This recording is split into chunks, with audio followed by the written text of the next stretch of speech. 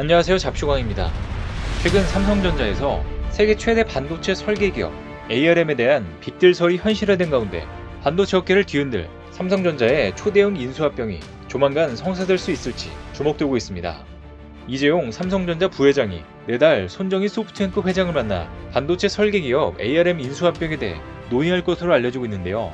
ARM 인수에 여러 가지 난관이 있겠지만 만약 인수를 하게 되면 2030년까지 시스템 반도체 업계 1위를 차지하겠다는 청사진을 제시한 삼성전자의 경쟁력은 크게 높아질 전망입니다.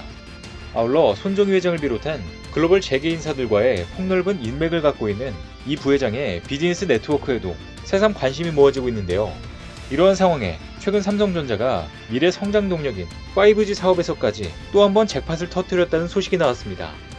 미국 1위 케이블 사업자에 5G 통신 장비를 대규모 공급하게 되면서 이제는 전세계 통신망 시장까지 장악하고 있는 것인데요. 현재 삼성을 비롯해 민관이 협력해 만든 한국의 통신 기술은 전세계 최고 수준으로 이전의 5G를 세계 첫 상용한 것뿐만 아니라 앞으로 다가올 6G까지 선도하고 있는 상황입니다. 날이 갈수록 심해지고 있는 기술 패권 경쟁으로 한국이 통신 분야에서 두각을 나타내면서 미국, 유럽, 일본 등에서 한국에 러브콜을 보내며 기술 협조를 요청하는 상황까지 나오고 있는데요.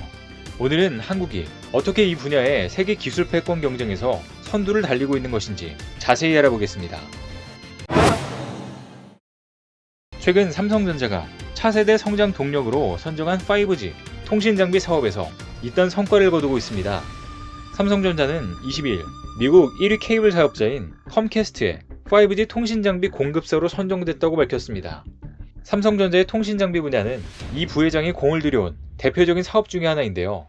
삼성은 앞서 2020년 미국 버라이즌, 2022년 미국 DC 네트워크, 2021년 영국 보다폰, 2021년 일본 KDDI, 2022년 인도 에어텔 등 글로벌 초대형 이동통신 사업자들과 잇따라 5G 장비 공급 계약을 체결했습니다.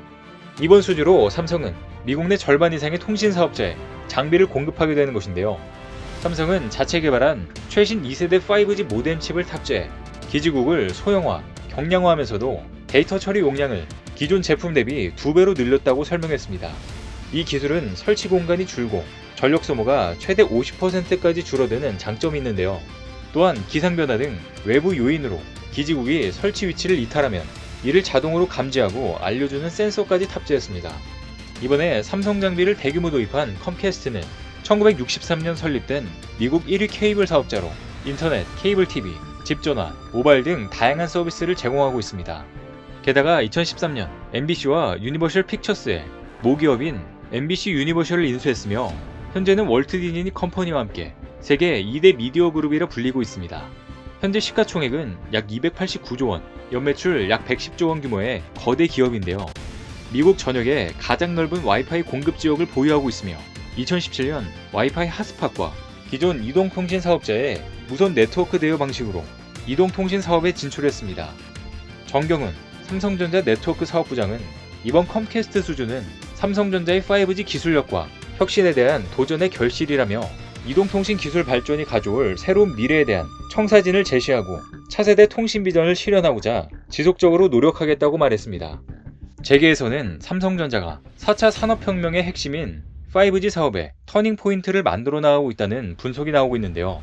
특히 삼성은 2012년부터 5G 국제 표준화 작업에 본격적으로 참여해 대한민국 세계 최초 5G 상용화에 크게 기여했습니다. 그리고 업계 최초로 미국에서 가상화 기주국의 대규모 상용화에 성공했고 많은 국가의 5G 통신 장비 공급사로 선정되며 가장 앞선 5G 기술력을 입증했습니다. 삼성은 AI, 파운드리, 바이오 등과 함께 5G를 삼성의 미래 성장 산업으로 선정해 집중적으로 육성하고 있는데요.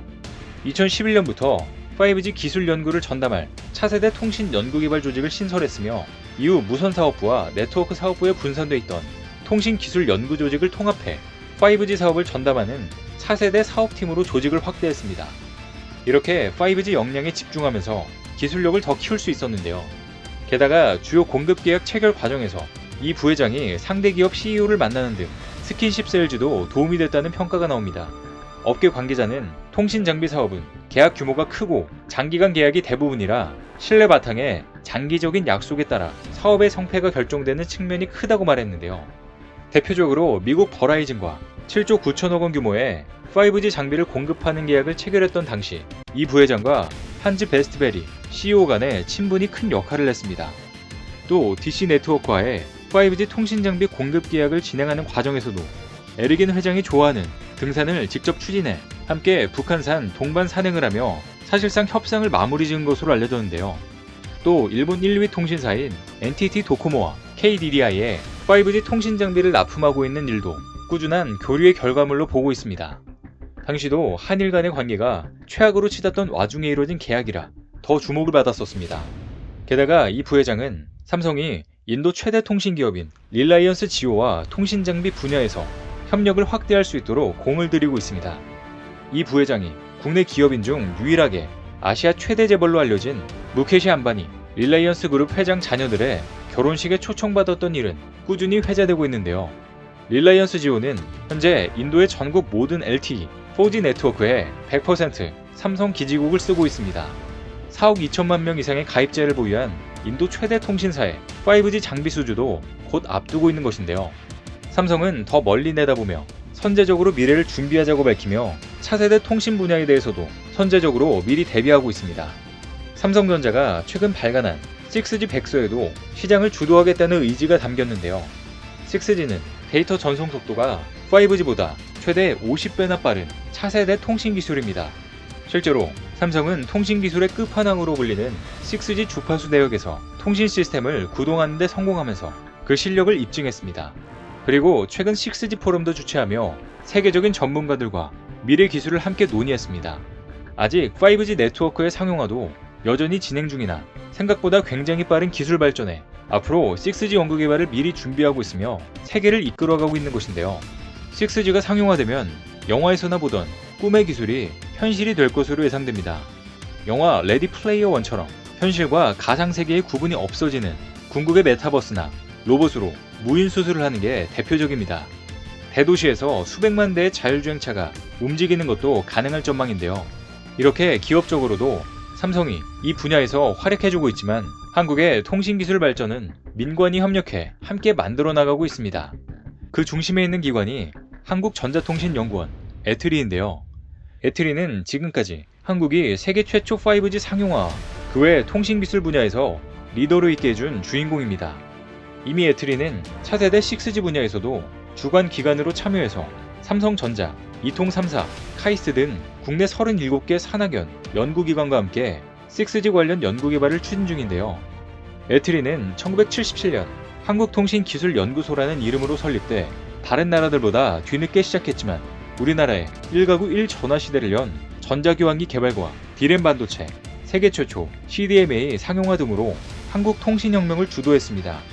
그 후 연구소는 1997년 한국전자통신연구원 현 에트리로 명칭을 변경했고 오늘날 세계 정상급 연구기관으로 우뚝 섰습니다.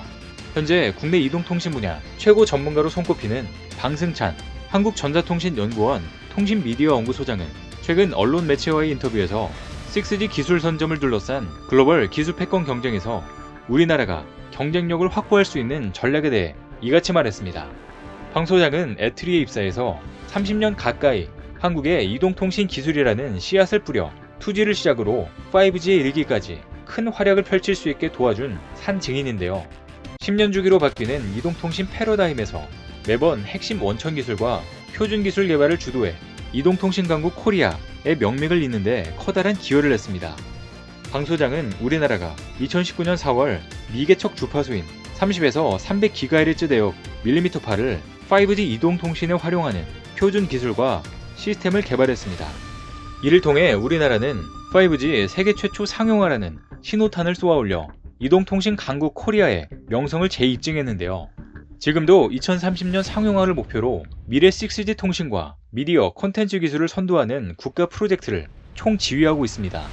방 소장은 한국이 글로벌 기술 패권 경쟁에서 계속 우위에 서기 위해서는 먼저 원천 기술 개발과 탄탄한 기반 기술 확보가 중요하며 게다가 중소, 중견기업 주도의 6G 핵심 부품, 모듈, 장비 국산화 확대와 연구개발 단계부터 통신 서비스 간 융합 활성화를 통해야 한다고 했습니다. 이렇게 미래 세상과 세계 통신 시장에서 주도권을 잡기 위해 선진국과 글로벌 기업들이 치열한 경쟁을 벌이고 있는 가운데 한국은 이 분야에서 빠르게 기술력을 확보하며 치고 나가고 있습니다.